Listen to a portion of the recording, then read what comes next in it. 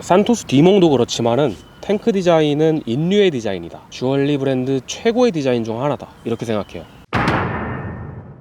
까르띠에 탱크는 한 100년 된 디자인이에요. 이름이 탱크잖아요. 모티브가 탱크입니다. 그래서 기본적으로 케이스가 사각형이고 거기다가 다이얼도 들여다보면은 모든 것이 사각이잖아요, 로고 빼고는. 이게 대단히 센세이셔널했던 이유는 당시 주얼리 브랜드의 럭셔리 워치라고 하면은 다 둥글게 곡선미를 활용하기에 바빴던 거죠. 그 와중에 무슨 탱크를 가져와서 디자인을 하니까 지금은 이것도 우리가 충분히 우아하다고 하지만 그때는 한편으로는 상당히 대담한 시도였던 거죠. 탱크도 종류가 여러 개잖아요. 탱크 머스트나 탱크 루이 같은 시계의 특징은 뭐냐면은 이 케이스 윗면에 있는 베젤이 평평하지 않고 둥글다는 겁니다. 반면에 얘는 평평하고 플랫하죠. 이게 어떤 효과를 주냐면은 단면이 크니까 빛을 반사하는 겁니다. 옛날에는 이 탱크 솔로가 평평한 베젤 때문에 밋밋하지 않나, 단점이지 않나 라고 저는 생각을 했거든요. 그런데 여기가 둥근 시계들, 대표적으로 탱크 루이 같은 걸 보게 되면은 과하게 고급스러운 면이 있어요. 그게 때로는 단점으로 작용을 하고, 그거에 비해 탱크 솔로는 이렇게 살짝은 더 캐주얼한 효과가 있다고 봐야겠죠. 더 탱크스러운 디자인을 잘 표현한 것 같습니다. 이 디자인이 정말 신기한 거는 제가 로마 숫자를 별로 좋아하지 않아요. 숫자를 싫어할 수는 없죠. 숫자를 싫어하는 건 아닌데 로만 인덱스를 시계에 사용하는 거를 병적으로 싫어하는 사람이에요, 제가. 근데 예외가 몇 개 있거든요. 뭐 로저드비 엑스칼리버나 스피크 마린의 이런 시계들, 로마 숫자를 정직하게 쓰지 않고 디자인에 맞게 잘 변형을 했잖아요. 녹아드는 걸 넘어서 디자인 자체를 견인하고 있는 그 원조가 저는 당연히 탱크라고 생각을 합니다. 굉장히 규칙적으로 배열을 했는데도 변칙적인 느낌을 주잖아요. 이게 로마 숫자가 할 수 있는 가장 큰 장점이다. 아라빅 숫자는 가지각색이잖아요. 1, 2, 3, 4, 5, 6, 7, 8, 9 다 생각해보면은 다른 모양인데 로마 숫자는 I, V, X 이 세 개로 구성이 돼가지고 좀 통일된 느낌이 있다 이거죠. 선으로 이루어져 있기 때문에 잘만 활용하면 디자인하기 최고인 숫자예요. 거기다가 7시에 숨겨진 까르띠에 로고, 뭐 이런 센스까지도 엿볼 수가 있고요.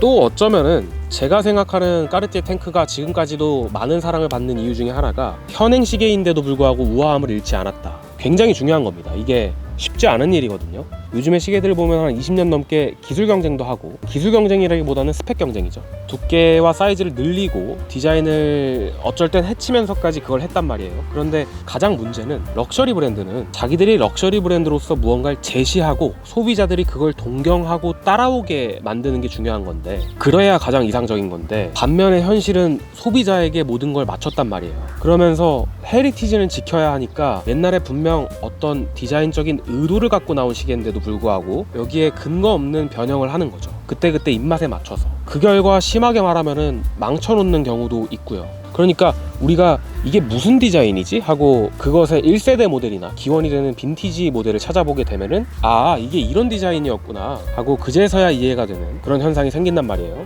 반면에 탱크 솔로는 그런 게 거의 없죠. 큰 거를 타협한 겁니다. 허츠 무브먼트를 쓰면서 사각형 가로폭을 생각하면은 원형 무브 넣기가 되게 힘들거든요. 물론 엑스라지 사이즈부터는 오토 무브먼트를 넣고 있지만 이 작은 사이즈에 뭐 6mm도 채 되지 않는 두께인데 이거를 이 아름다움을 해치면서까지 굳이 기계식을 넣을 필요가 없잖아요. 그렇게 하고 가격이 또 천정부지로 치솟을 바에 외관적으로 우아하고 합리적인 가격의 시계를 만드는 거죠. 그런데 쿼츠 무브먼트를 쓴다고 했을 때 그걸 싫어하시는 분들이 많죠. 내가 배터리 시계를 사려고 이 돈을 쓰는 게 아니다, 이런 분들도 있기 때문에 까르띠에가 루킹 굿, 보기 좋은 액세서리라는 방향으로 나아가고 있으니까 말씀드렸던 것처럼 생기는 그런 단점을 커버하기 위해서 CPCP라는 컬렉션이 있습니다. 까르띠에 시계들 중에 다이얼에 보면은 까르띠에 파리스라고 적힌 것들이 CPCP거든요. 사실상 까르띠에의 상위 라인이라고 봐야 하는데요. 여기서도 까르띠에가 뭘 추구하는지가 두드러집니다. 얘네한테 지금 더 돈을 쓰고서라도 고급진 시계를 만들려고 하는 거잖아요. 근데 그러면서도 얘네가 추구하는 게 뭐냐면은 기술력이나 스펙이 아니에요. 원작에 더 가깝고 예술적인 디자인. 이거를 까르띠에 엔트리 모델로 냈다면은 진짜 시장이 터질 정도의 그런 예뻐 죽겠는 디자인들 있잖아요.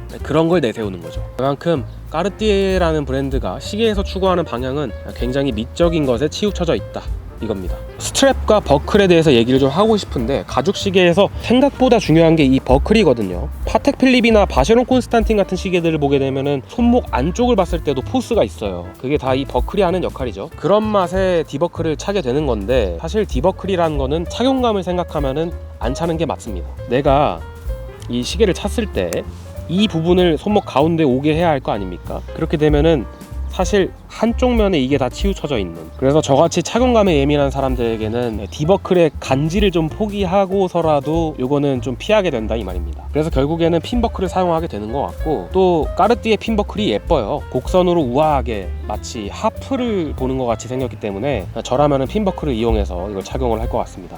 야, 이거 스트랩이 진짜 굉장히 좋은데 좁아지지 않는 이렇게 넓은 스트랩을 쓰는 게 엄청난 효과가 있습니다. 이런 스트랩이 정말 예쁜 스트랩이에요. 그러니까 시계 본체에서 디자인이 끝나는 게 아니라 이 스트랩까지도 디자인이 내려오는 거란 말이에요. 까르띠에 시계가 사이즈가 작다 보니까 너무 여성스럽다는 분들이 있잖아요. 이게 가로폭이 한 22, 23 정도 되고 럭트럭이 34, 35 정도 되는 시계란 말이에요. 그러면 실제로 작죠? 근데 이 스트랩의 너비가 20mm라는 겁니다. 20mm면은 남성 평균 스트랩 사이즈잖아요. 제가 오늘 우연히 가져온 시계가 이렇게 있는데 이 시계의 스트랩 사이즈도 18mm임에도 불구하고 제가 아무렇지 않게 차거든요. 이게 20mm라는 게 말해주는 게 뭐냐면은 의도된 클래식한 핏 그리고 섹시한 디자인을 위해서 이 시계가 사이즈가 작은 거지, 절대 현대 남성의 손목 사이즈를 벗어나게끔 만든 그런 작은 제품이 아니다. 그리고 시계 무게가 몇 그램이다 라고만 표기해 놓는 경우가 많은데, 사실은 그 시계의 무게 분산이 어떻게 되어 있냐가 중요한 거거든요. 이 헤드가 무겁고 스트랩이나 버클 부분이 너무 가벼우면은 그게 착용감을 악화시켜요. 최악의 경우에는 손목에 찼는데 이게 돌아가는 경우도 생기고요. 그래서 이 헤드가 가볍고 스트랩도 안정적으로 손목을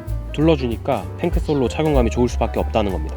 까보숑 얘기를 안 할 수가 없죠. 용두를 보면은 파란 사파이어가 있습니다. 블루 핸즈와도 매칭이 잘 되고, 역시 주얼리 브랜드라 사람들이 이런 거에 좀 뻑간다는 거를 잘 이해하고 있는 것 같아요. 근데 용두가 너무 작아가지고 조작하기가 힘들다는 단점이 있는 용두긴 한데요. 어차피 쿼츠 시계라 조작할 일이 별로 없거든요. 그래서 크기에 맞게 이렇게 작고 예쁜 게 최고이지 않나.